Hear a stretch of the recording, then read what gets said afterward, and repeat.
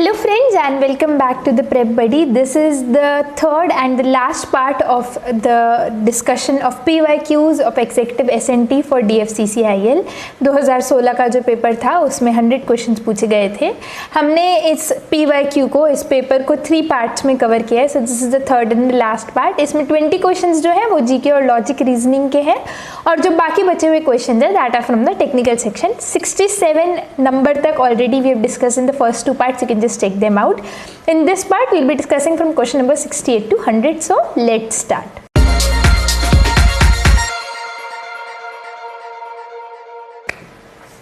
Question number 68 देखिए. 68 question was from communication. Very simple question. Communication से जो question generally पूछे गए एग्जाम में बहुत ही सिंपल, बहुत ही आसान से सवाल पूछे गए हैं.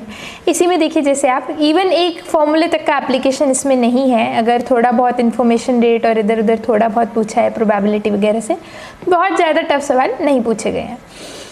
इन FM M स्टैंड्स फॉर, तो FM आपको पता है, M होता है, ये FM हमारा होता है फ्रीक्वेंसी मॉड्यूलेशन. ठीक है, 2-3 तरह के मॉड्यूलेशन हम लोग पढ़ते हैं कम्युनिकेशन में. Amplitude modulation, phase modulation, frequency modulation. तो उसी के लिए पूछ रहा है. तो M क्या बताता है हमें? मॉड्यूलेशन. ठीक है, तो correct option 2 modulation. Right. Next question देखिए. This question is from probability. Probability से दिया है क्वेश्चन. प्रोबेबिलिटी मैथ्स में भी है. इलेक्ट्रॉनिक्स वाले के स्टूडेंट्स के लिए ये कम्युनिकेशन का भी पार्ट है. क्वेश्चन बहुत आसान था, आंसर इसमें गलत दिया है हालांकि, पर क्वेश्चन आप देखिए बहुत ही आसान सा क्वेश्चन है. एक कॉइन को 4 टाइम टॉस करना या 4 कॉइन को एक साथ टॉस करना एक ही बात है. पहली बात तो ठीक है. सबसे पहले आप लिखिए पॉसिबल आउटकम्स. क्या क्या आउटकम्स है? 4 कॉइन है या एक कॉइन है, 4 बार टॉस कर रहे हैं. हर कॉइन का 2 ही आउटकम है, हेड एंड टेल्स. ठीक है, तो क्या क्या पॉसिबल आउटकम्स है? All heads. ठीक है, 1 head 3 tail, 2 head 2 tails, 3 head 1 tail and all tails. All tails.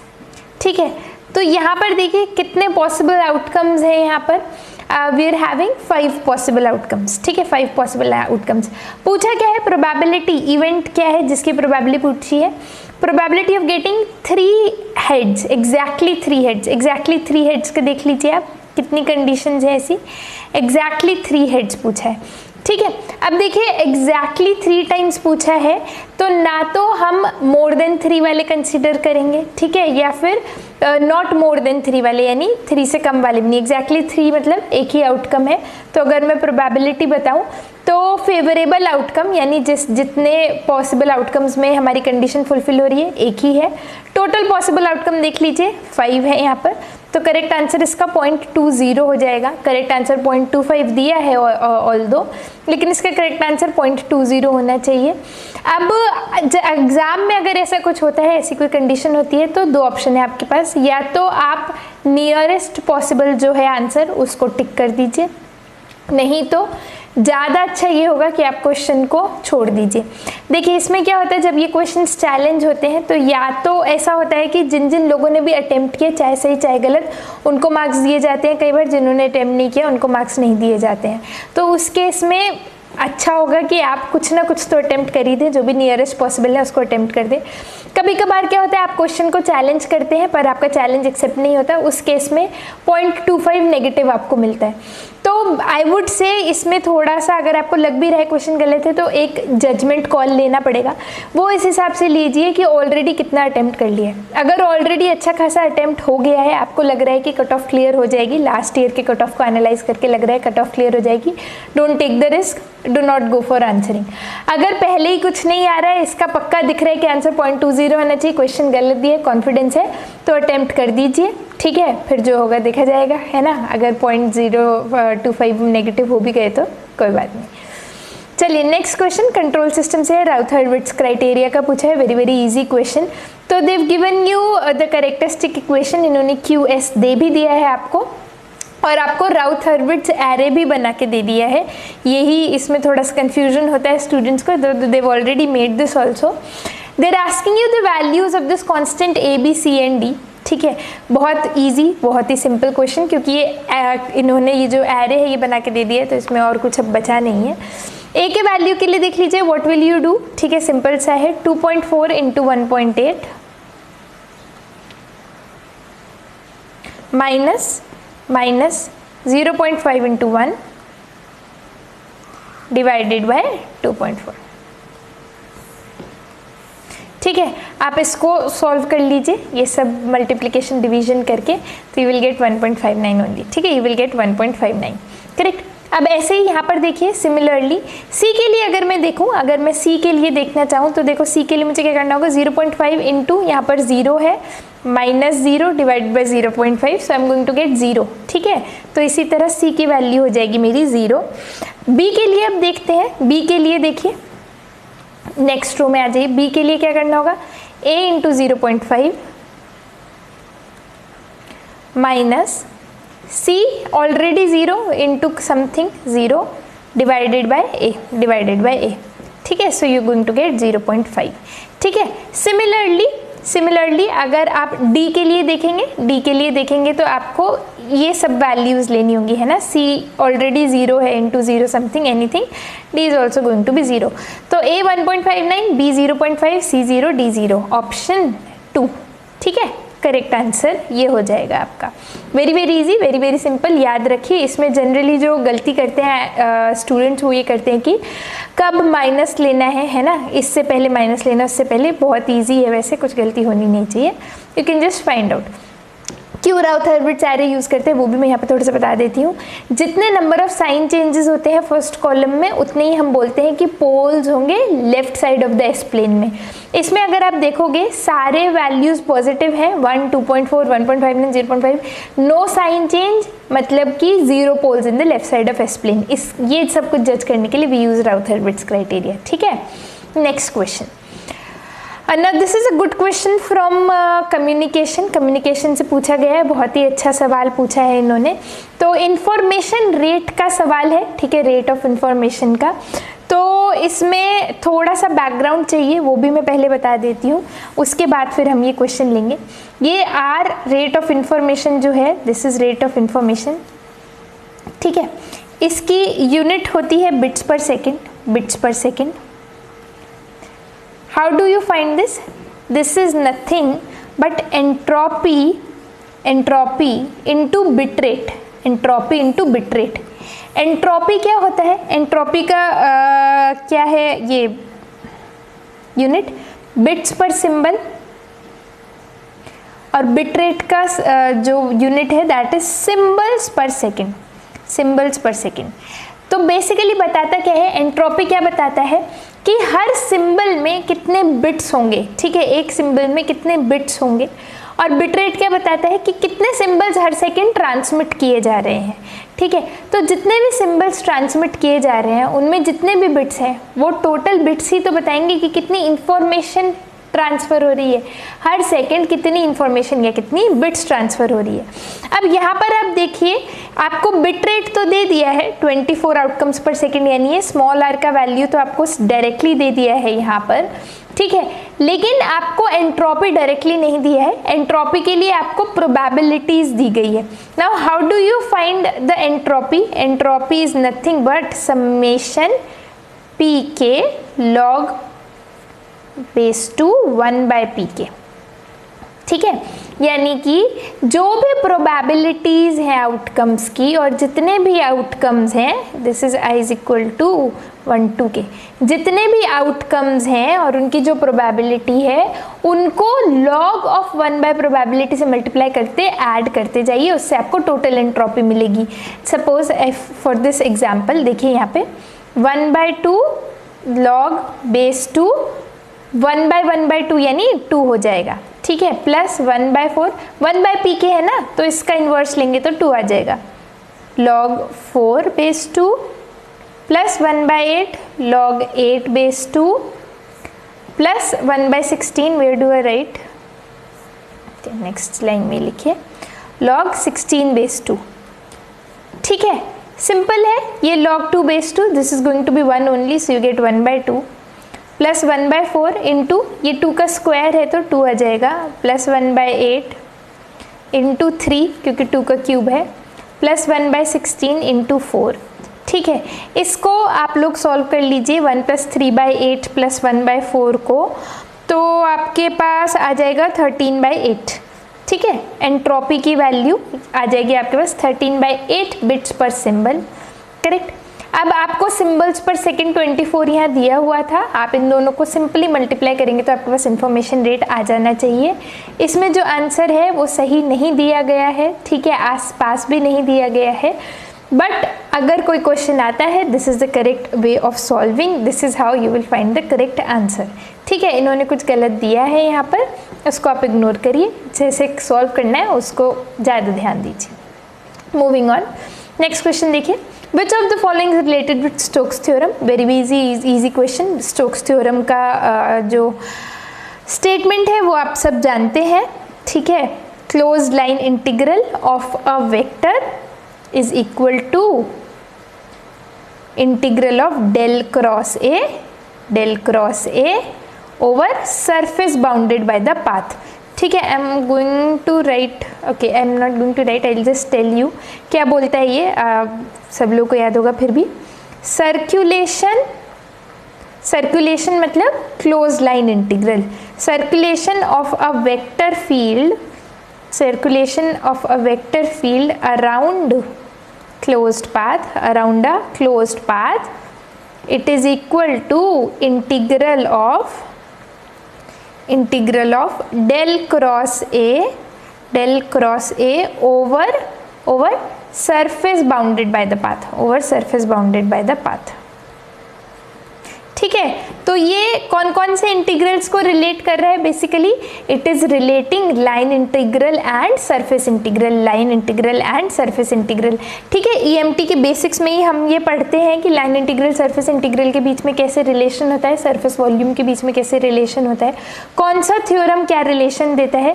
ठीक है, वो सब कुछ आपने देखा होगा। Stokes theorem in particular relates between line integral and surface integral. This is the equation of Stokes theorem, I have also mentioned that here, right। next question देखिए, which of the following gate is also known as equivalence gate। very easy question, XNOR।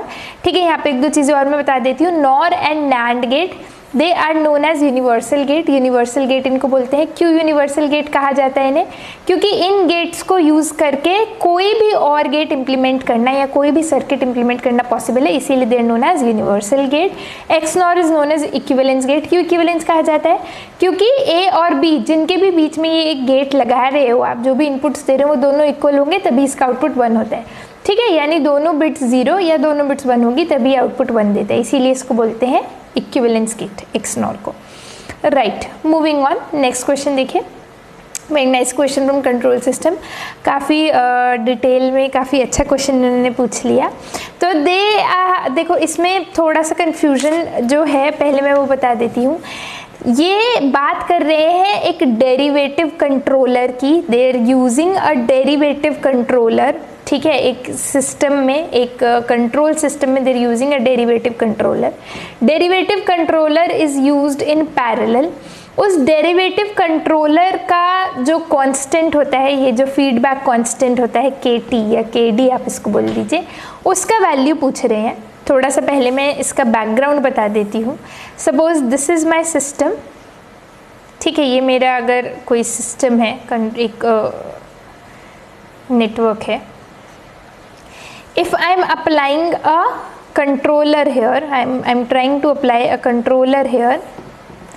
Derivative control अगर मैं लगा रही हूँ तो I have to apply it in parallel, क्योंकि अगर मैं उसको सीरीज में लगाऊंगी तो वो मेरे सिस्टम का टाइप चेंज कर देता है। ठीक है, it is going to reduce the type of the system, so it is applied in parallel, it is applied as a feedback. ठीक है, that is why they given derivative feedback constant.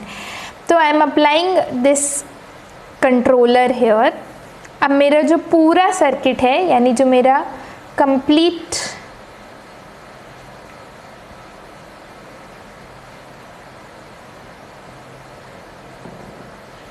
that is going to look like this. Correct? This is C, this is R, this is error इसी के लिए controller लगाया ना। इसको कुछ भी ले लीजिए, B ले लीजिए सपोज। ठीक है, this minus this is going to this, ये हमने फीडबैक में लगाया है, right, this is it, correct. अब यहाँ से आप देखिए विदाउट द कंट्रोलर अगर मैं बात करूँ GHS की, GHS यानी ओपन लूप ट्रांसफर फंक्शन की, so what you are going to gate,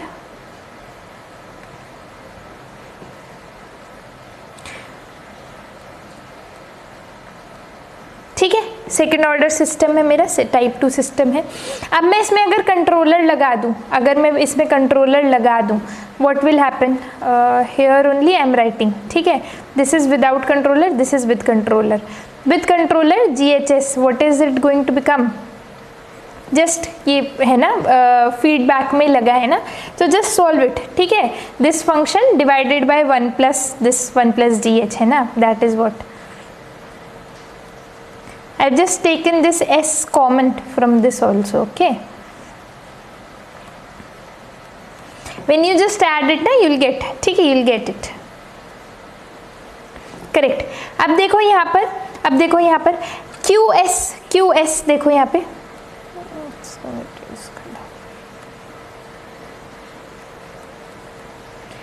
QS is nothing but 1 plus GHS, right?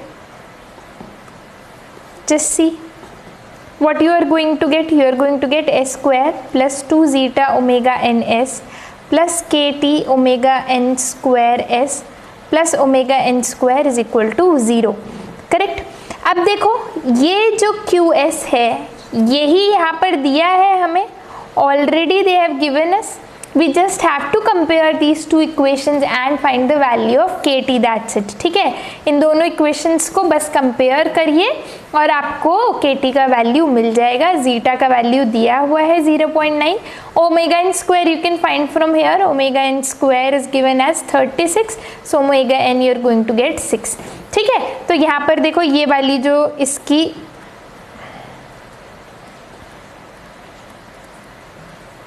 This is given as 3.6, already in the question 3.6 दिया है, omega N square 36 दिया है, तो omega N 6 और zeta 0.9, ठीक है। All the information they have given in the question, omega N भी दिया है, जीटा भी दिया है, आप यहाँ पर दोनों को पुट कर दीजिए और केटी का वैल्यू सिंपली निकाल लीजिए, very very easy, very very simple, इतना सा ही इसमें पूछा था, थोड़ा सा इन्होंने जो है क्वेश्चन घुमा फिरा के पूछ लिए इसलिए थोड़ा सा कंफ्यूजन हो सकता है, आप वैल्यूज पुट कर देंगे, you will get the correct answer, ठीक है, you can just put the values and check also, right. Moving on, now this is a question from maths, very very simple question, 12th class में भी आप लोगों ने इस तरह के क्वेश्चंस पढ़े होंगे, ठीक है। इतना आसान क्वेश्चन मैथ्स से जनरली नहीं पूछा जाता है, यहाँ पे देवास डाल दो, है ना।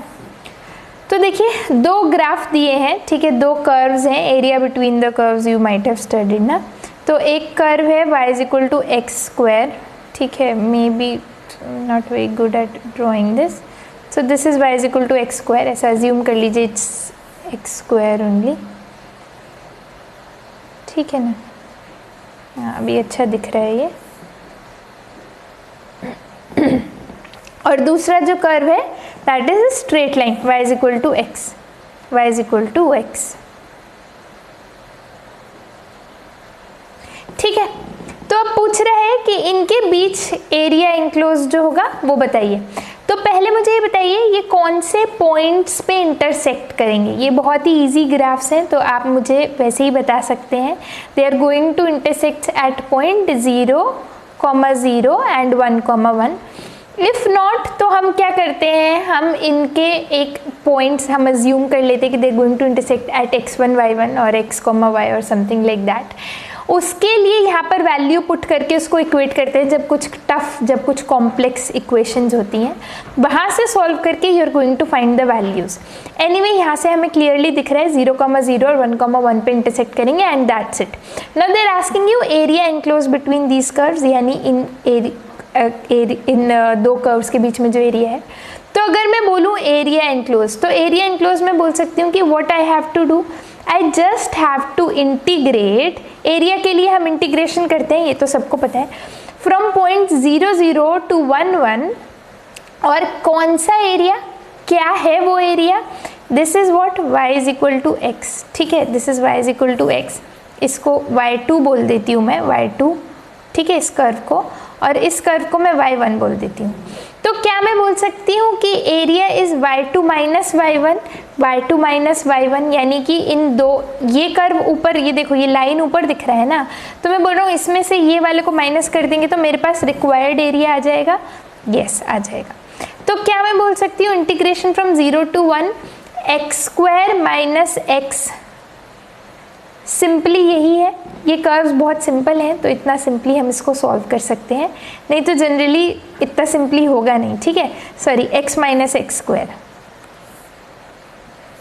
ठीक है, x माइनस एक्स स्क्वायर, क्योंकि हम y2 माइनस y1 करें ना, तो x minus x square, just integrate, so you are going to get x square by 2 minus x cube by 3 and limits they've given 1 and 0. Now just put the limits and get the answer. So you will get 1 by 2 minus 1 by 3 minus lower limit के लिए it's going to be 0. Now just subtract it, so you get 1 by 6 units, correct? 3 minus 2 and LCM 6, 1 by 6 units, right? So correct answer option A, 1 by 6, right? Easy. Next देखिए, again question from nodal analysis. Nodal analysis very very important, 2-3 question पूछ लिए हैं, ठीक है। तो they're asking you potential at node P, assume यहाँ पर V voltage है, तो अब देखिए यहाँ से इस नोड पे सिंपली नोडल लगा दीजिए, V minus 19 divided by 64 plus V by 68 plus V minus 48 by 64 is equal to 0, ठीक है। अब देखो यहाँ पर ये बहुत ही अजीब सा LCM दे दिया है यहाँ पे, it is going to be 16 into 17, ठीक है। थोड़ा सा सिंप्लीफाई करके मैं लिखती हूँ इसको, V minus 19 by 16 plus V by 17 plus V minus 48 by 16। I have taken 4 common out of everything and just divided, है ना। तो अब देखो ये LCM लेके आपको सॉल्व करना पड़ेगा पूरा, लेकिन अब ऑप्शंस देखो, कुछ बहुत आसपास के ऑप्शंस तो दिए नहीं हैं, तो आई कैन यूज़ अप्रॉक्सीमेशन, ठीक है। मैं क्या बोल रही हूँ, 16 और 17 ही है ना LCM में, ऑलमोस्ट सेम कंसिडर करके एक बार सॉल्व करके देखते हैं। तो ये मैं बोल रही हूँ, इसको डिनोमिनेटर को 16 ही कंसिडर कर लो, इसको भी 16 ही कंसिडर कर लो, और इसको हटा दो, ठीक है, 16 के पूरे डिनोमिनेटर को हटा दो, तो you are going to get 3V minus 19 minus 48 is equal to 0, ठीक है, या फिर 3V is equal to 57 almost, ठीक है, अप्रॉक्सीमेशन, ठीक है, इंजीनियर्स हो ना तो उतना approximation you can do, right. 67 तो V का वैल्यू क्या आ जाएगा इस अप्रॉक्सीमेशन से देखोगे तो you will get something 22 volt, ठीक है, 22 से थोड़ा ज़्यादा आना चाहिए, क्योंकि हमने थोड़ा सा अप्रॉक्सीमेशन किया था, तो मतलब ये समझ सकते हो कि 22 के आसपास होना चाहिए। अब ऑप्शंस देखो, एक ही ऑप्शन है, ठीक है, सिंगल ऑप्शन है जो 22 के आसपास है, तो क्लियरली उसको टिक कर सकते हो। इससे क्या है, बहुत सारा टाइम बच जाएगा। ऑप्शंस को देख के भी क्वेश्चन को सॉल्व कर सकते हैं, ठीक है, मैं हमेशा बताती हूँ, जितना ध्यान क्वेश्चन में दे रहे हैं ना, उतना ही ध्यान ऑप्शन में भी दीजिए, उससे भी बहुत कुछ आंसर ना जल्दी सॉल्व हो जाता है, ठीक है। Anyway you can solve exactly also, ऐसा अप्रॉक्सीमेशन करने की ज़रूरत अगर नहीं लग रही है तो पूरा LCM वगैरह लेके सॉल्व कर लीजिए, आंसर यही आएगा जो हमारा है, ठीक है। नेक्स्ट क्वेश्चन देखिए, what will be the poles of the transfer function. Easy एकदम, ट्रांसफर फंक्शन दे दिया है, ठीक है, ट्रांसफर फंक्शन आपको दिया है, तो इसमें ज़ीरो क्या होता है, पोल्स क्या होते हैं मैं बता देती हूँ। जो न्यूमरेटर जहाँ जहाँ पर ज़ीरो होता है, जिस जिस जगह पर न्यूमरेटर ज़ीरो होता है उसको बोलते हैं ज़ीरोज़, जहाँ जहाँ पर डिनोमिनेटर ज़ीरो होता है उसको बोलते हैं पोल्स। तो यहाँ पर देखो s की कौन कौन सी वैल्यू के लिए डिनोमिनेटर ज़ीरो होगा, या तो मैं s को ज़ीरो रख दूँ तो मेरा डिनोमिनेटर ज़ीरो हो जाएगा, या मैं s को -2 रख दूँ तो भी मेरा डिनोमिनेटर ज़ीरो हो जाएगा, है ना। यानी ये दो फैक्टर्स हैं, दोनों में से कोई भी ज़ीरो होगा तो डिनोमिनेटर ज़ीरो हो जाएगा, ठीक है। तो यही दोनों मेरे पोल्स हैं, s is equal to 0 and -2, these are the 2 poles of the given transfer function. Easy question. Energy signal है SF इज इक्वल टू 19, तो एनर्जी डेंसिटी स्पेक्ट्रम क्या होगा, energy density spectrum is going to be square of this SF simply, ठीक है, easy एकदम पूछा है, 19 का स्क्वायर जस्ट पूछा था आपसे। Correct option option A 361, right. Moving on, they've given you a function and they're asking you simplified boolean function। तो इसका सबसे आसान तरीका है थ्रू K मैप, ठीक है, आप इसका by writing the complete function भी कर सकते हैं, पर उससे भी सबसे आसान है by K map. So we are going to do it by K maps only. K maps I have taught in detail, ठीक है, जो मैंने एक क्रैश कोर्स DE का डिज़ाइन किया था उसमें इन डिटेल मैंने के मैप्स और simplification through K maps, PI EPI सब कुछ एक्सप्लेन किया था. If anybody has any doubt you can just check it out there. ठीक है, यहाँ पर देखिए इसको.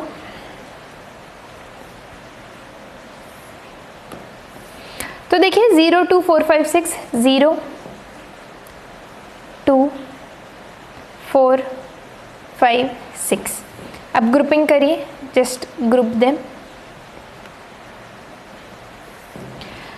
एक ग्रुपिंग तो हमारी ये हो जाएगी चारों कॉर्नर्स की, और इसके लिए केवल एक पेयर पॉसिबल है. अब चारों कॉर्नर्स का देखिए, आप देख के मुझे बताइए. चारों कॉर्नर्स के लिए देखो A चेंज हो रहा है, B is also changing, so you are going to get C dash. And what about this pair? For this pair I am going to have A, और कॉलम्स में देखो, कॉलम्स में C चेंज हो रहा है तो I am going to have B dash. Very simple, simply answer option 2 C dash plus AB dash. Correct. पूरे सारे जो भी मेरी मिन टर्म्स हैं इनके एक्सप्रेशंस लिख के फिर आप बूलियन अलजेब्रा से मिनिमाइज करके भी सॉल्व कर सकते थे, but this I feel is a much simpler way. इसको यूज़ करिए. Right, last question for the technical part. ठीक है, थ्योरी है, सिंपल कुछ भी नहीं है. They have given a symbol and they have asked you to identify. This is the symbol for triac. ठीक है, दिस गेट, ये जो गेट होता है this is the third control. ये दो कंट्रोल है इसमें, जस्ट लाइक जंक्शन, जैसे जंक्शन में होते हैं PN जंक्शन में दो कंट्रोल ये होते हैं. थर्ड कंट्रोल जो होता है that is through this external gate. ठीक है, this is known as gate. So this is a triac. ठीक है, nothing much. Correct. Now we going to see the reasoning part. Reasoning के भी 10 क्वेश्चंस पूछे गए थे, उसको देखेंगे. उससे रिलेटेड कुछ और भी अगर कंसेप्ट है कुछ है तो that also I am going to tell. Correct. Start with the first question. Now this देखो, यहाँ पर इन्होंने एक डायरेक्शन दिया है, तो इस डायरेक्शन का काम बस ये बताना है कि they are sitting in a straight row not in a circle. Circle में क्योंकि सीट एक कम कर लेते हैं हम. ठीक है, तो अब देखिए mister C sitting on 9th chair from the left. Now this is the left I am assuming. ठीक है, this is the right I am assuming. तो now he sitting from 9th chair from the left. ठीक है, यहाँ पर mister C बैठे. This is suppose mister C. ठीक है, he sitting here mister C. Correct. तो अब देखो he sitting on 9th chair from the left, यानी यहाँ से 9th चेयर है तो इनके लेफ्ट में कितनी चेयर्स हुई? He is having 8 chairs towards his left. Correct. And 17th from the right, 17th from the right, यानी इधर से 17th चेयर पे है. 17th चेयर पे है तो how many chairs towards his right? 16 chairs. ठीक है, ये 17th चेयर्स पे है तो इधर 16 होंगी ना, तभी 17th पे he is sitting. So they are asking simply total number of chairs in the row. तो देखो 8 चेयर्स इधर है, 16 इधर है, तो 24 तो ये हो गई, और एक पे ये खुद बैठे भी हैं तो 25. Simple, very simple, 25 chairs. Now यहाँ पर गलती क्या क्या हो सकती है? पहली बात आपको ये देखना है कि इज इट अ रो और इज इट अ सर्कल. अगर सर्कल है तो एक नंबर ऑफ चेयर एक कम हो जाएगा. ठीक है. दूसरी बार ये दिखाना है कि 9th chair from the left लिखा है या 9 चेयर्स टू हिज लेफ्ट लिखा है, वो ध्यान दीजिए आप. ये जो डायरेक्शन है इसका मतलब भी वही बताने का है कि किस ज्योमेट्रिकल फिगर में बैठे हैं, मतलब लोग लाइन में है कि सर्कल में है, क्या है, तो उसको आप ध्यान दीजिए. Correct. Moving on, next question देखिए. नाउ ये जो रिलेशन वाले क्वेश्चंस होते हैं तो इसमें there are 2 easiest ways of solving. या तो आप अपने रिलेशंस से इनको इमेजिन करिए. ठीक है, अपनी मैटरनल आंट मतलब मौसी के बारे में सोचिए. फिर ये सोचिए कि जिनकी मैटरनल आंट यानी कि ये आप हो तो आप किसके बेटे हो, अपने मम्मी पापा के बारे में सोचिए. ठीक है, सन इन लॉ है मतलब पापा आपके किसके सन इन लॉ यानी दामाद हैं, तो ये आपकी नानी है बेसिकली, ये आपकी मौसी है. इन दोनों के बीच में रिलेशन पूछ रहे हैं तो डॉटर. जिन लोगों से इस तरह नहीं बनता है, फॉलो सिंपल ग्राफ टेक्निक. ठीक है, ग्राफ टेक्निक क्या होती है? X is maternal aunt of Q, तो पहले ले लो Q आ गया. Q की मैटरनल आंट तो मतलब इसकी ले लो मम्मी. इसके ले लो पापा, ठीक है। अब मटर्नल आंट है तो मतलब मम्मी की बहन, ठीक है, मम्मी की बहन मतलब इसी जनरेशन की होगी, इसलिए मैं इस लेवल पे ले रही हूँ, मम्मी की सिस्टर, ये हो गई Q. X is the maternal aunt of Q, हो गया ये इक्वेशन, ये यहाँ तक पूरा हो गया मेरा, ठीक है, ये लाइन यहाँ तक हो गई। Who is son of Z, Q की बात हो रही है, सन ऑफ जेड, तो यानी जेड या तो इसकी मम्मी है या तो पापा है, ठीक है, या तो जेड इसकी मम्मी है या पापा है। नेक्स्ट लाइन पढ़िए, Z is son in law of E, son in law जैसे ही आया मतलब पापा है, तो जेड इनको दे दो, पापा का नाम है जेड, करेक्ट। अब नेक्स्ट लाइन पढ़िए, Z is son in law of E, son in law मतलब कि ई किसके रिलेशन में है, मम्मी की, मम्मी के पेरेंट्स में से कोई है ना, या तो मम्मी या पापा, कोई भी हो, इनकी मम्मी या पापा है, इनकी मम्मी या पापा है ई, तभी ये इनके सन इन लॉ हुए ना, तभी ये सन इन लॉ हुए। तो पूछ रहा है how is X related to E, oh sorry इसका नाम क्यू नहीं था, इसका नाम था एक्स, ठीक है, सही नाम लिखिए नहीं तो क्वेश्चन गलत हो जाएगा, एक्स।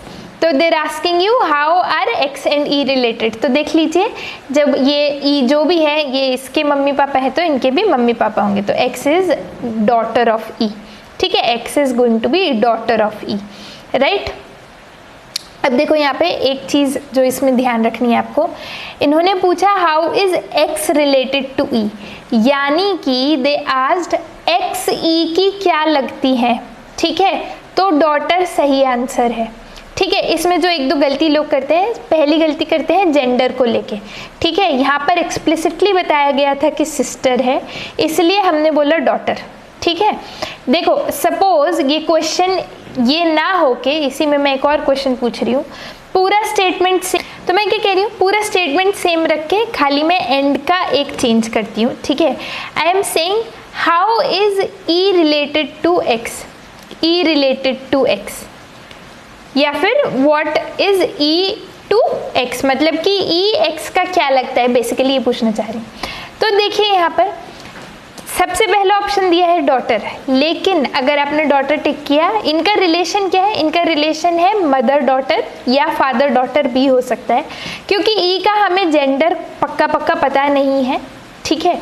तो यहाँ पर मदर या फादर कुछ भी हो सकता है। तो पहली बात तो जब तक आपको जेंडर पता ना हो डू नॉट अज्यूम, यहाँ पर केवल लिखा है सन इन लॉ ऑफ ई, तो ये ई जो है ये मेल भी हो सकता है फीमेल भी हो सकता है, वी डू नॉट नो। जिसका भी जेंडर कंप्लीटली आपको बताया गया है, अच्छे से बताया गया है।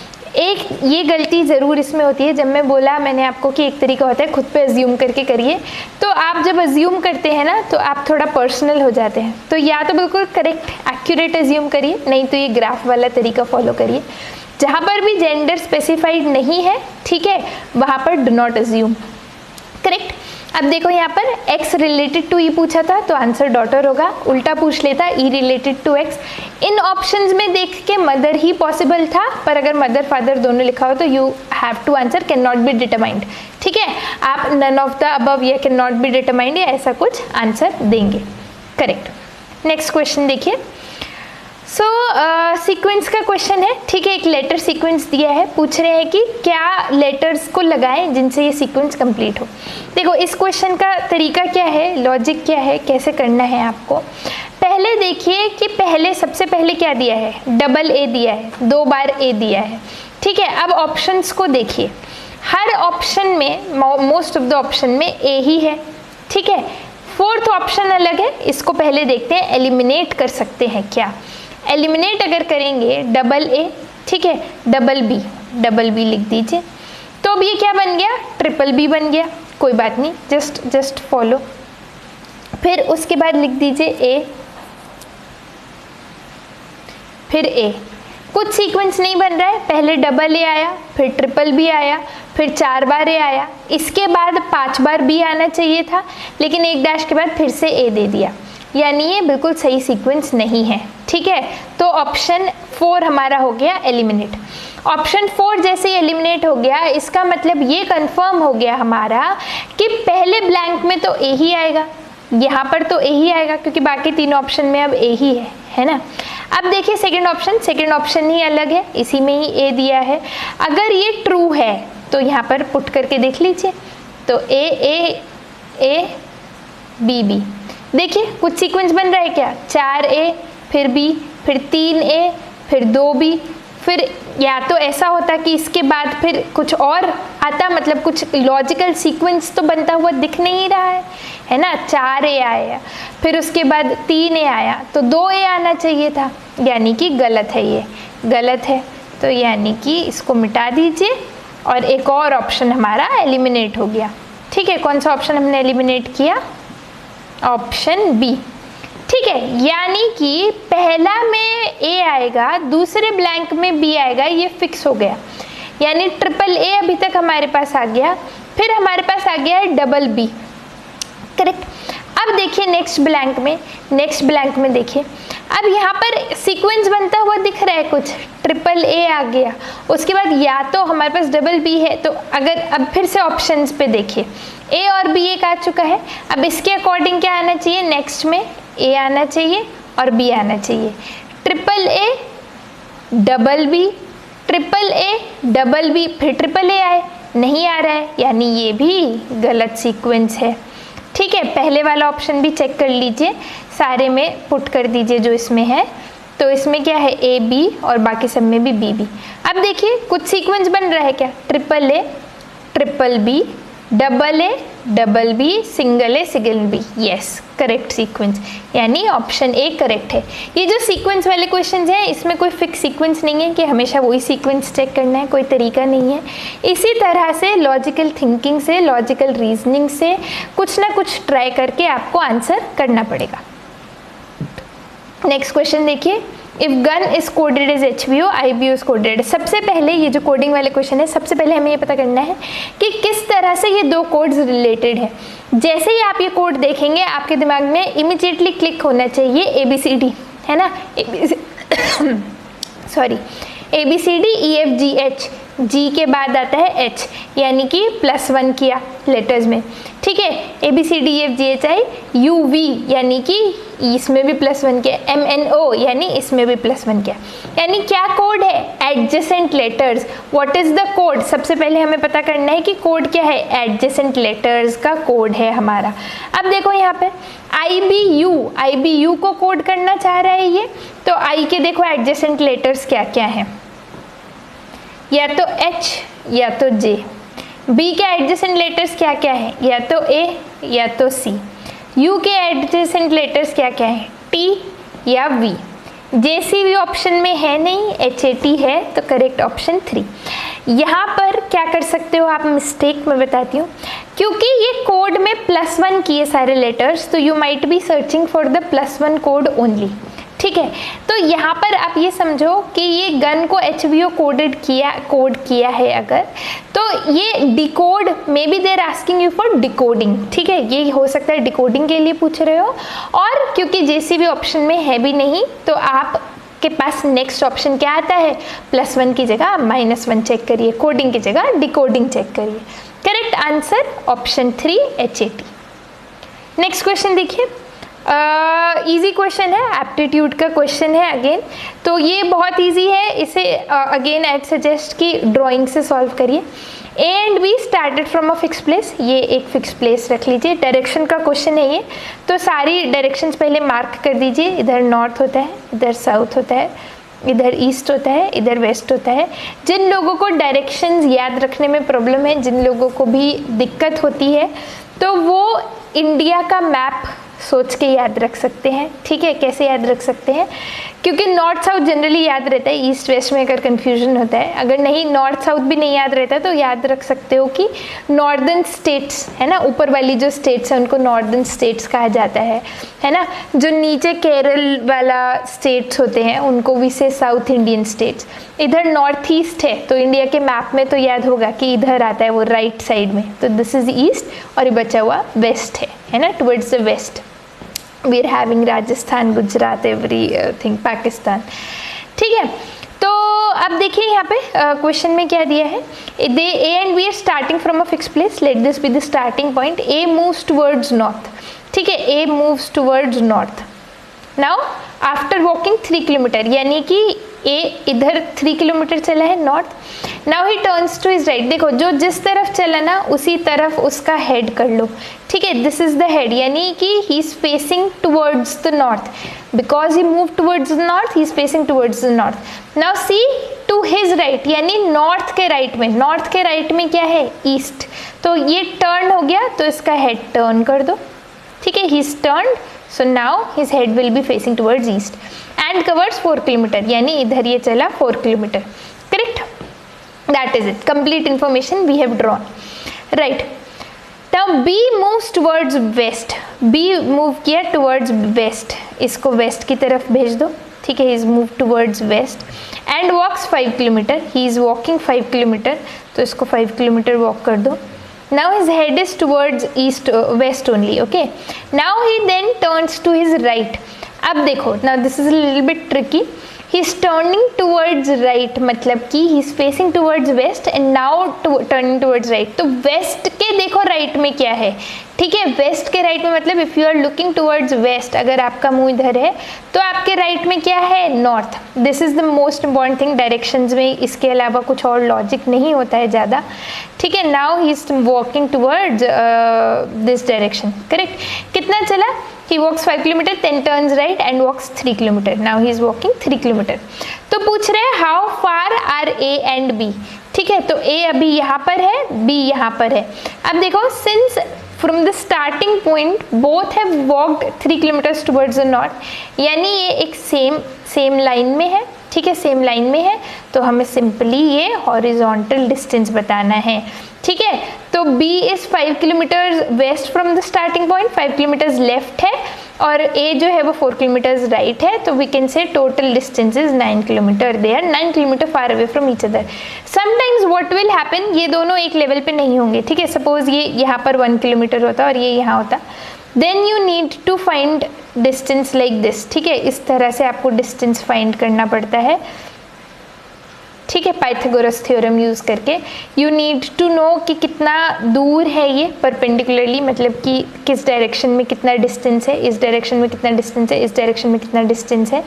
ठीक है, यानी कि ये डिस्टेंस भी आपको जानना पड़ेगा. जो सपोज इस केस में 9 था, ये डिस्टेंस भी आपको जानना पड़ेगा. सपोज यहाँ पर अगर ये 3 किलोमीटर की जगह 1 ही किलोमीटर चला होता तो ये 2 हो जाता. Then you will have to find the shortest distance. तो शॉर्टेस्ट डिस्टेंस के लिए आपको हाइपोटेन्यूज फाइंड करना पड़ता है. Here they were on the same level, तो आप सिंपली ऐड कर सकते हो ये डिस्टेंसेस को and you can say answer is 9 kilometre. Right, next question देखिए. Identify similar set of numbers. Very easy question. ठीक है, सिंपली जैसे ही आप ये सेट ऑफ नंबर्स को देखोगे तो आपको सबसे पहले दिखेंगे स्क्वायर्स. ठीक है, 8 स्क्वायर, 9 स्क्वायर, 12 स्क्वायर. करेक्ट. अब बाकी आप सारे सेट्स देख लीजिए. यहाँ पर 68 इज नॉट अ स्क्वायर. ठीक है, इसमें भी देखिए वो 34 स्क्वायर नहीं है, कोई भी स्क्वायर नहीं है इसमें तो इनफैक्ट. ठीक है, इस तरह से आप देख लोगे. इस वाले सेट में आप देखोगे again you can see squares. ठीक है, यहाँ पर सारे स्क्वायर्स हैं, all of them are squares, perfect squares. तो बस इसमें और कुछ भी नहीं था. ठीक है, सिंपली वही पूछा था. इसमें आप देखोगे अगर तो ये this is 16 square, this is what 18 square, so this is square of 19. okay, so all of them are perfect squares. तो similar set of numbers है ना, ये भी squares है, ये भी squares है. that is the similarity. Right, moving on. Again pattern का क्वेश्चन है. ठीक है, पैटर्न आइडेंटिफाई करना है and you have to just fill in the missing numbers. अब सबसे पहले पैटर्न के लिए आप देखोगे, जैसे ही आप देखोगे तो this comes from practice only. ठीक है, और कोई तरीका है नहीं, कुछ इसमें बताने का लॉजिक नहीं है. पर देखो यहाँ पर 3 और 8 में, ठीक है, कंसेक्यूटिव नंबर्स के बीच में कोई भी पैटर्न स्टैब्लिश करना है. 3 और 8 के बीच में देखो पैटर्न का मतलब या तो कुछ ऐड या सब्ट्रैक्ट या पावर या मल्टीप्लाई. 3 और 8 के बीच में ना पावर का कोई रिलेशन है ना मल्टीप्लिकेशन का है, so there is addition only. +5. 8 और 18 के बीच में देखोगे अगेन +10, +20. तो देखो क्या हो रहा है, जितना भी एडिशन प्रीवियस नंबर में था, है ना, यहाँ 5 था तो अब उसका डबल, 10 था तो उसका डबल, 20 है तो उसका डबल होना चाहिए. We are expecting +40. ठीक है, और जो यहाँ नंबर आए उसका डबल यानी +80 यहाँ आना चाहिए. तो अब आप 38 में 40 ऐड कर लीजिए या 158 से 80 सब्ट्रैक्ट कर लीजिए. करेक्ट आंसर ऑप्शन ए 78. ठीक है। तो जब भी सीरीज दी हो, पैटर्न दिया हो नंबर्स का, तो रिलेशन दो ही चार तरह के हो सकते हैं, एडिशन का, सब्ट्रैक्शन का, मल्टीप्लिकेशन का, पावर का, या फिर बहुत अच्छी सीरीज दी है तो लॉग का। ठीक है, तो यहाँ पर आप देख सकते हो केवल एडिशन का रिलेशन है। फिर कितना नंबर ऐड हो रहा है, उनमें आपस में क्या पैटर्न है, that you have to identify simply, right. Next question, certain code knowledge is coded as this, then how is general coded. देखो, क्योंकि यहाँ पर एक एक लेटर टू नंबर कोडिंग हुई है, ठीक है, simple letter to number coding है, तो यहाँ पर मुझे क्या करना है, व्हाट इज माय एम। देखो, या तो ऐसा होता है कि के, देखो यहाँ पर इन्होंने क्या किया है, के को नंबर 2 अलॉट किया है, जी को नंबर 7 अलॉट किया है, ठीक है। डी को देखो नंबर 4 अलॉट किया है, ई को 5 अलॉट किया है। तो मतलब क्या है कि जो भी लेटर की पोजीशन है ना इन द सीरीज ABCD में, जो नंबर, यानी कि ए को 1 अलॉट होगा, ठीक है, बी को 2 अलॉट होगा, ठीक है। लेकिन प्रॉब्लम क्या है, this would work fine till I, ठीक है, आई तक 9 हो जाएगा। व्हाट अबाउट आफ्टर दैट, उसके बाद के भी तो लेटर्स हैं इसमें ना, राइट, के है, एल है, WON। तो इसके लिए इन्होंने क्या किया है, के को देखो, के का है 11, तो देव एडेड दीज, तो देव गिवन 2, ठीक है। एल के लिए देखिए 12, तो 12 को ऐड कर दिया, they've given 3। See for L, they've given 3, correct. Similarly for all the letters, right, this is how they've given codes to all the letters। जो भी उसका पोजीशन है उसका सिंगल डिजिट में एक्सप्रेस किया है, यानी अगर पोजीशन 10 से ज़्यादा है तो ऐड कर दीजिए, और पोजीशन 10 से कम है तो सिंपली वही कर दीजिए।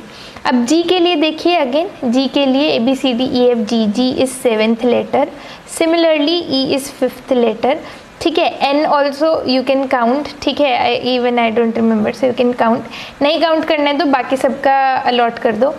ई इज़ 5th लेटर, ठीक है, A is 1, A is 1st letter only. और एल के लिए देख लो, एल के लिए हमने भी देखा ना 3।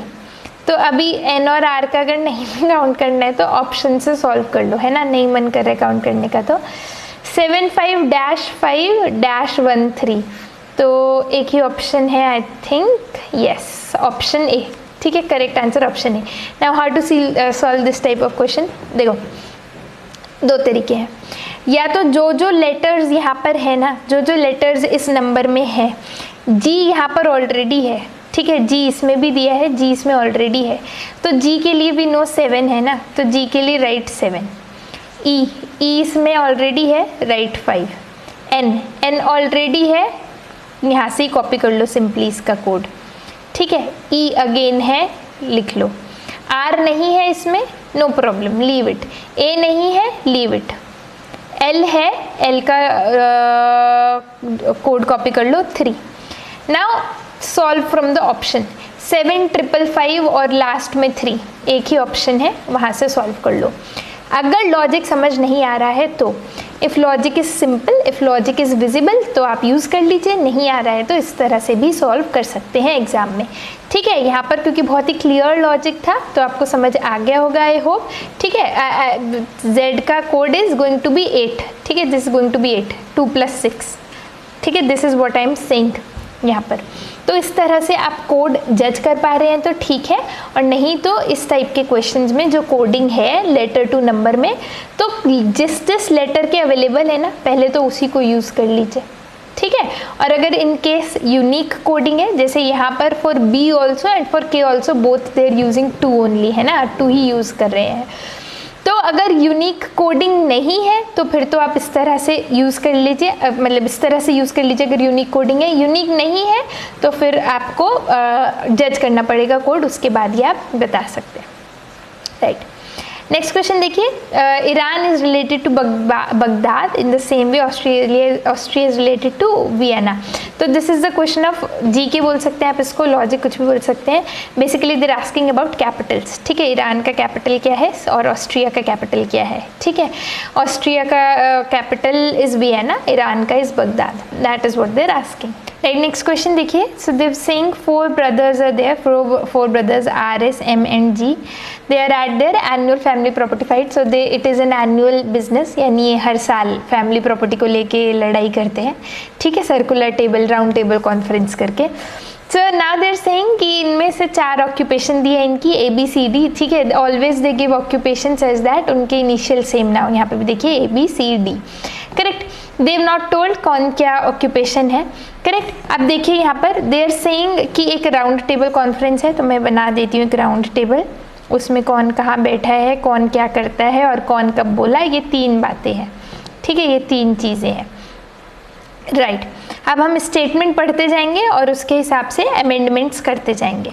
आई am using blue colour for occupation, green for names, correct. तो देखो अब G starts by setting the agenda of the meeting, ठीक है, इसने agenda of the meeting set किया, ठीक है, यानी कि इसने ये स्पीकिंग ऑर्डर, स्पीकिंग, तो G set the agenda of the meeting, यानी सबसे पहले बोले। After him doctor gives a long disclosure of what is right and what is wrong, ठीक है। अब हमें नहीं पता है कि कौन है डॉक्टर, तो I am just writing here, दूसरे नंबर पे doctor is speaking. R is sitting across the doctor. R is sitting across the doctor, so I am going to place him on the table. R is sitting here. He is sitting across the doctor. तो यहाँ पे कोई doctor है, वो बैठा हुआ है. And next to the chemist, यहाँ पे place the chemist. अब ये डॉक्टर और केमिस्ट किस तरह बैठा है, इस which means he is neither a doctor nor a chemist, ये डॉक्टर या केमिस्ट नहीं है। ऑल्सो क्योंकि जी ने सबसे पहले बोला, उसके बाद डॉक्टर ने बोला, तो जी भी डॉक्टर नहीं है, G is also not the doctor, correct. M is silent throughout the meeting, M is silent throughout the meeting मतलब देखो डॉक्टर ऑलरेडी बोल चुका है, तो ये भी डॉक्टर नहीं है, तो बचा कौन, एस, यानी एस है मेरा doctor, S is the doctor, यही है मेरा डॉक्टर, ठीक है, ये डॉक्टर है। और यही दूसरे नंबर पे बोला भी था, एम बोला ही नहीं है बेचारा ये, ठीक है, ये चुप ही बैठा है। तो अभी काफ़ी कुछ क्लियर हो गया, जी ने स्टार्ट किया और उसके बाद डॉक्टर ने बोला जो कि एस है। R is sitting across S and is sitting next to the chemist. M is silent throughout the meeting, M कहीं पे जहाँ पे भी बैठा है वो चुपचाप बैठा है। और chemist speaks only at the very and.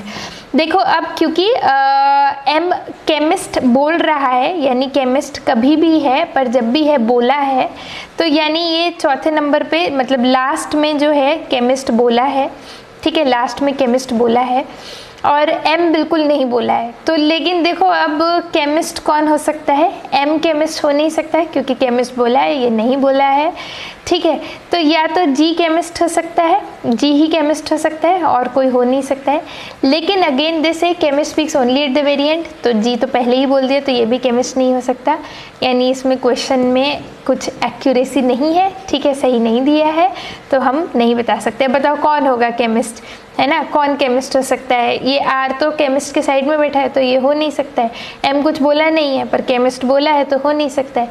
Chemist केवल आखिरी में बोलता है, जी सबसे पहले ही बोल दिया तो हो नहीं सकता है। अगर एस को भी मैं बना दूं, अगर मैं एस को भी केमिस्ट बना दूं, तो मुझे बताओ डॉक्टर के साथ वही बात है कि ना आर हो सकता है, ना एम हो सकता है, ना जी हो सकता है, क्योंकि एम बिल्कुल चुप बैठा है पर डॉक्टर बोल दिया है।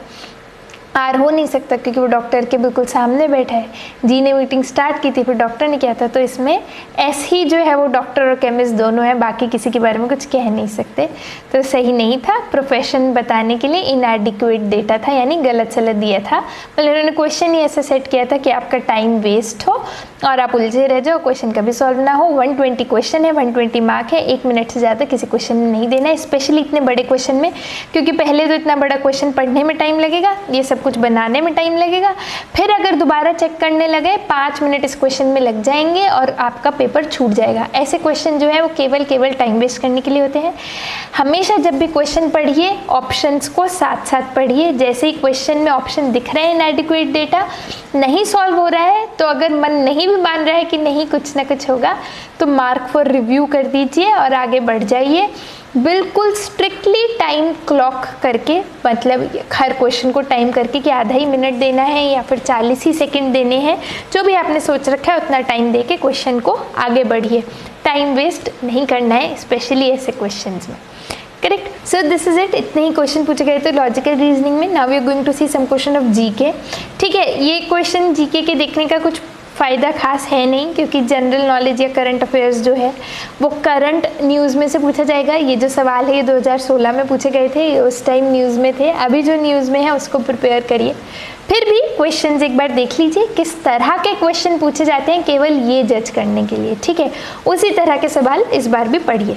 तो देखिए, first official census in India, ठीक है, जिसका बिल्कुल गलत जवाब दिया हुआ है। First synchronous census was held in 1881, इसमें गलत जवाब दिया हुआ है, 1871 दिया हुआ है। तो यहाँ पर देखिए, ये डेटा बेस्ड क्वेश्चन है, यानी ये करंट अफेयर्स तो है नहीं, ये आपको जनरली पता होना चाहिए। ठीक है, फर्स्ट सेंसस कब हुआ था इंडिया का, ठीक है, फर्स्ट इलेक्शन कब हुआ था, राइट, इस टाइप की चीज़ें, कुछ मेन इवेंट्स जो हैं हिस्ट्री के, उसके बारे में। Which Indian state has a separate constitution? So this was in 2016, Jammu and Kashmir का सेपरेट कॉन्स्टिट्यूशन था, article 370 which has been now scrapped। अब ये भी एक न्यूज़ है। ठीक है, ये जनरल नॉलेज है, यानी कि ये एक वैसे पूछा जा सकता था। अब क्योंकि ये एक करंट अफेयर है, ये आर्टिकल 370 जो है वो रिसेंटली स्क्रैप कर दिया गया है। करेक्ट, तो अब इसका सेपरेट कॉन्स्टिट्यूशन नहीं है, right. What is the full form of HSRA? Hindustan socialist Republican army. ठीक है, ये हिस्ट्री के क्वेश्चन है जनरली। ठीक है, परम युवा 2 डिज़ाइन बाय CDAC इन पुणे। तो CDAC इन पुणे इज़ देखो नाम से आपको पता चल रहा है ये कंप्यूटर डिज़ाइन करते हैं। ठीक है, तो अब ये अगर आपको नहीं भी पता हो कि परम युवा 2 क्या है, तो आपको पता है CDAC क्या करता है, राइट। CDAC का काम क्या है? इट डिज़ाइंस कंप्यूटर, तो it is not going to design a shuttle और ट्रेन और anything. So Param Yuva 2 is a super computer. I am telling you how you can guess and जज, क्योंकि जैसा जो इंजीनियरिंग एग्जाम्स की तैयारी करते रहते हैं, कभी कभी जीके नहीं भी होता है इतना अच्छा, so you can just make a educated guess. ठीक है, वहाँ पर जज कर सकते हो। Which of the following is not a unit for measuring energy? Again गलत जवाब दिया हुआ है इसका। Joules is use to measure energy. Fathoms on the other hand is a unit of measuring depth. ठीक है, this is normally use for measuring ocean depth. ठीक है, water depth in oceans. So correct answer should have been option 4 fathoms. Joules is use to measure energy, it is a unit of energy. ठीक है, ऐसा unit of energy है। Correct. Next question देखिए, who received K Veeramani social justice award for the year 2016? Again this is a current affair. तो आप ये देख लीजिए कितने करंट अफेयर्स पूछे जा रहे हैं इसमें। हार्डली 2-3 क्वेश्चन है करंट अफेयर के, कुछ क्वेश्चन है हिस्ट्री के, बाकी कुछ क्वेश्चन है जनरल नॉलेज के। ठीक है, तो नीतीश कुमार रिसीव्ड दैट। ठीक है, अगेन गलत जवाब यहाँ पर दिया हुआ है। Indian constitution was completed on 26 November 1949 but it came into force in 26 January 1950. Now they've given answer wrongly. Correct answer should have been option 3. I guess everybody would be knowing this, पर ये इसमें गलत जवाब दिया गया था। 1950 is the correct year. Correct. Next question, full form of FERA, Foreign Exchange Regulation Act. Right, Sri Lanka is separated from India. ये देख लीजिए, ये श्रीलंका है, ये इंडिया है। So it is separated by this narrow channel of sea. तो इसके एक तरफ है पाक स्ट्रेट और एक तरफ है गल्फ ऑफ मन्नार। ठीक है, नथिंग टू एक्सप्लेन हेयर। ठीक है, तो this is separated by narrow channel of sea formed by Palk strait and gulf of Mannar, right. And Angelique Kerber, this is the photo of Angelique Kerber. She won the title of Australian Open tennis tournament in women's single category in 2016. तो यहाँ पर analyse करने का जो है वो ये है कि करंट अफेयर्स से 2-3 सवाल पूछे गए हैं 10 में से। ठीक है, बाकी सवाल कुछ हिस्ट्री से पूछे गए हैं और कुछ जीके से पूछे गए हैं। I would say general knowledge वाले पार्ट में 12 क्वेश्चंस हैं टोटल। अगर आप इसको बिल्कुल तैयार भी नहीं करेंगे तो मेरे हिसाब से 12 में से फिर भी बहुत बुरी हालत भी है तो भी 3-4 क्वेश्चन अटेम्प्ट कर सकते हैं। तो इस पे ज़्यादा फोकस मत करिए, ज़्यादा टाइम इसमें मत लगाइए। जो बाकी पार्ट है उसमें आप श्योर शॉट अटेम्प्ट कर सकते हैं, श्योर शॉट स्कोर कर सकते हैं, ठीक है। तो उसी पर ज़्यादा ध्यान दीजिए, कोशिश करिए कि उसमें जितनी श्योरिटी, उसमें जितनी स्कोरिंग अपनी कंफर्म कर सकते हैं उसको कंफर्म करिए, क्योंकि इसमें बहुत ही अनसर्टेनिटी है, बहुत ही सब्जेक्टिव चीज़ है। आप कितना भी पढ़ ले, कुछ प्रिपेयर कर ले, यू नेवर नो क्या आएगा, ठीक है। तो इस पर बहुत ज़्यादा टाइम वेस्ट या बहुत ज़्यादा फोकस मत करिए। Focus more on the technical part, even on the LR part, ठीक है। लॉजिकल रीजनिंग में भी आप थोड़ी सी सर्टेनिटी, श्योरिटी हो सकती है। जीके बहुत अनसर्टेन है और कोई जो एग्ज़ाम्स होते हैं उनके लिए रिलेटेड भी नहीं है। ESC के लिए आप प्रिपेयर कर रहे हैं तो वेल एंड गुड, फिर आप पढ़ ही रहे होंगे ऑलरेडी तो आप अटेम्प्ट कर लेंगे।